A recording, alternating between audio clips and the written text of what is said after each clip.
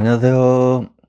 자, 어쩌다 농부입니다. 자, 오늘 내용 잘 보시면 이 농지 구입이나 농사에 많은 도움이 될 수 있으니까 잘 보셨으면 좋겠습니다. 자, 2026년이 시작된 지 벌써 한 달이 다 돼가고 있는데요. 걱정스러운 농촌이나 소멸, 농촌 인구 감소 이야기는 이제 현실이 되었습니다. 자, 상황이 이렇다 보니 정부도 이 농촌을 살리기 위해서 농지 제도를 분명하게 바꾸고 있다는 사실입니다. 문제는 이 농지법 개정, 이 내용이 너무 어렵고 이거 제목만 보고는 이 오해하기 쉬운 이런 내용들이 많이 있습니다.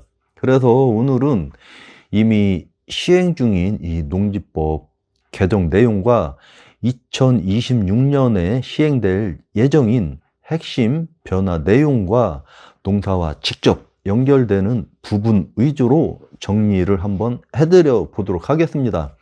오늘 다룰 핵심 내용 한번 정리해 보도록 하겠습니다. 오늘은 크게 5가지 내용을 다루어 보겠는데요. 자, 첫 번째는 체류형 쉼터입니다. 두 번째는 농림지역 단독주택, 그 허용의 진실, 농업진흥지역 내 농기자재 판매시설, 스마트 작물 재배시설 설치 완화. 다섯 번째는 농지 개량 행위 신고 의무화. 이 5가지가 되겠습니다.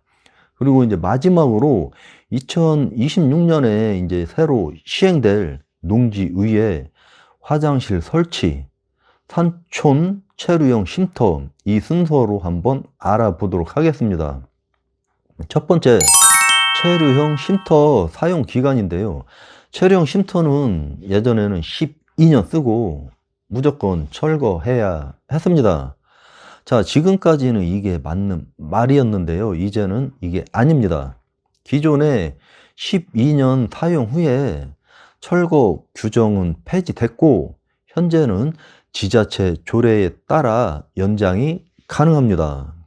먼저 건물 상태에 문제가 없다면 대부분 연장 가능하다고 이렇게 생각하시면 될 것 같습니다. 체류형 쉼터와 농막은 이게 중요한 차이점이 하나 있습니다. 그게 무엇이냐면 바로 체류형 쉼터는 소방차 또 응급차가 통행 가능한 도로에 반드시 접해야 한다는 점입니다. 농막은 대부분 농지에 설치 가능하지만 이 체류형 쉼터는 이 도로 조건이 맞아야 된다는 점 꼭 기억해 주시면 좋겠습니다.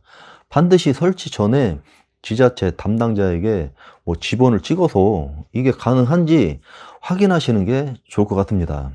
자, 전화 한 통하면 바로 확인이 되니까 그렇게 확인을 한번 해보시는 게 좋겠습니다.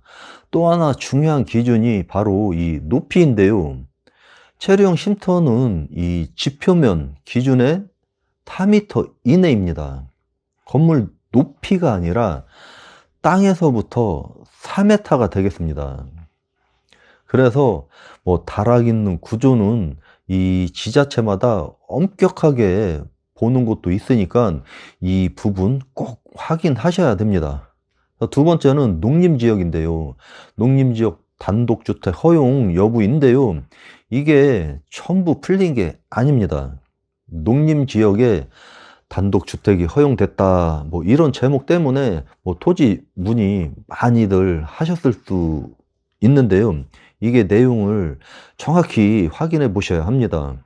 농림지역은 크게 보면 보전 탄지 지역이 있고 농업 진흥 구역이 있고 농업 보호 구역이 있고 그 외 지역이 있습니다. 자, 이렇게 나뉘게 되는데요. 이거를 비율로 보게 되면 보전 탄지가 약 80%가 되고 농업 진흥 구역이 약 16%, 농업 보호 구역이 약 3%, 그 외 지역은 1% 정도가 되겠습니다. 자, 이번 개정으로 단독주택이 허용되는 곳은 그 외 지역과 일부 농업보호 구역뿐이라는 겁니다. 그러면 전체가 아니라 농업진흥구역 보전 탄지는 이게 여전히 농민주택을 질 수 없다는 겁니다. 즉, 농림지역 전체가 풀린 게 아니라 이 전체 중에 약 4%, 요 4% 정도만 해당된다는 거 꼭 기억해 주시기 바라겠습니다. 그러니까 제목만 보고 이 땅부터 사는 일은 정말 신중하셔야 된다는 겁니다. 자, 이런 이유로 땅 구매하실 분들은 이 부분 잘 체크하셔야 되는데요. 자, 세 번째, 농업진흥지역입니다. 농기자재 판매시설. 자, 개인은 안 됩니다. 이 내용도 한번 살펴보도록 하겠습니다. 농업진흥지역에서 농기자재 판매시설이 가능해졌다는 말도 많이 있습니다. 하지만 이것도 무조건 되는 게 아니라 조건이 있습니다. 자, 어떤 조건이냐면 농협이나 조합 등 일정 요건을 충족한 경우만 가능하다는 겁니다. 일반 개인 사업자는 여전히 설치가 불가능하다는 거 꼭 기억해 주시면 좋겠습니다. 농촌 활성화 측면에서는 이게 좀 아쉬운 측면이 있지만 현실적으로는 아직 제한이 많다고 보셔야 될 것 같습니다. 자, 이것 또한 아무나 할 수 있는 게 아니라는 점 꼭 참고하셔야겠습니다. 자, 네 번째는 스마트 작물 재배 시설인데요. 이건 정말 큰 변화라고 생각이 됩니다. 이게 뭐냐면 시설 농사하는 분들께 정말 중요한 변화가 아닌가 이렇게 생각이 됩니다. 기존에는 이 농지의의 바닥, 그렇죠, 시멘트나 뭐 이런 거 작업을 할 수가 없었습니다. 또 레일 자동화 시설을 설치하게 되면 농지 전용 문제가 걸리는 이런 문제가 있었는데요. 농사를 더 편하게 지으려고 한 시설이 이 불법이 되는 경우가 아주 많았습니다. 자, 이거를 이번 개정으로 스마트 작물 재배 시설과 자동화 시설 설치가 허용된다는 겁니다. 자, 농사를 잘 짓기 위한 시설이 이제 합법이 된다는 것입니다. 자, 진작에 이거는 좀 바뀌었어야 하는 이런 정책인데 이제야 바뀌게 되었습니다. 자, 정말 잘 바뀐 법이라고 생각이 됩니다. 자, 다섯 번째는 농지 개량 행위인데요. 이제 이게 50cm만 넘어가도 신고를 해야 됩니다. 농지 개량 행위란 뭐 논이나 밭에 흙을 쌓거나 깎는 뭐 성토나 절토 작업 이런 걸 말하는데요. 기존에는 이게 기존 2m 초과시 신고 대상이었지만 이번에 기준이 아주 대폭 강화되었습니다. 이제는 이게 50cm만 초과되어도 신고를 하셔야 된다는 겁니다. 요거 꼭 기억해 주시면 좋겠습니다. 참, 이게 이제 50cm 이하 또는 1000제곱미터 이하일 경우만 신고 대상에서 제외된다는 거, 요것도 참고하시면 좋을 것 같습니다. 자, 이게 뭐 조금이라도 애매하면은 뭐 반드시 그 지자체 담당자한테 문의해 보시면 이게 가장 좋은 방법이 아닌가 이렇게 생각이 됩니다. 다음은 2026년 시정 예정들을 한번 살펴보도록 하겠습니다. 농지의회 화장실 설치인데요. 이게 지금까지는 농막은 되는데 화장실은 안 됐습니다. 이게 너무 비현실적인 규제가 아니었나 이렇게 생각이 되는데요.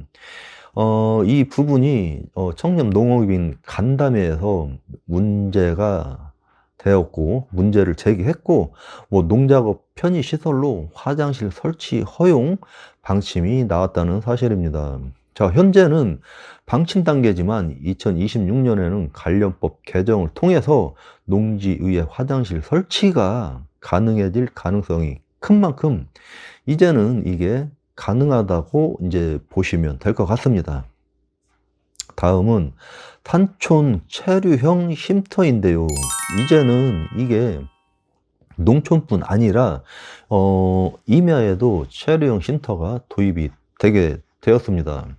자, 그런데 이것도 조건이 있습니다. 이 조건은 부지가 100제곱미터 미만, 숙소는 10평 이하, 임업 경영, 산촌 체험 숙소이어야만 합니다. 이거는 이미 입법 예고가 되었고요. 2026년 10월, 7월 예정입니다. 자, 농지보다 입지나 활용성이 좋은 경우도 많아서 앞으로 관심 가질 만한 제도가 아닌가 이렇게 생각이 됩니다. 자, 오늘은 이렇게 농지법 개정 핵심 내용을 한번 알아보았는데요. 법이라고 이게 어렵게 생각하지 마시고 조금만 이해하시면 농사와 바로 연결되는 내용들이기 때문에 한두 번만 잘 보시면 이해가 되실 겁니다.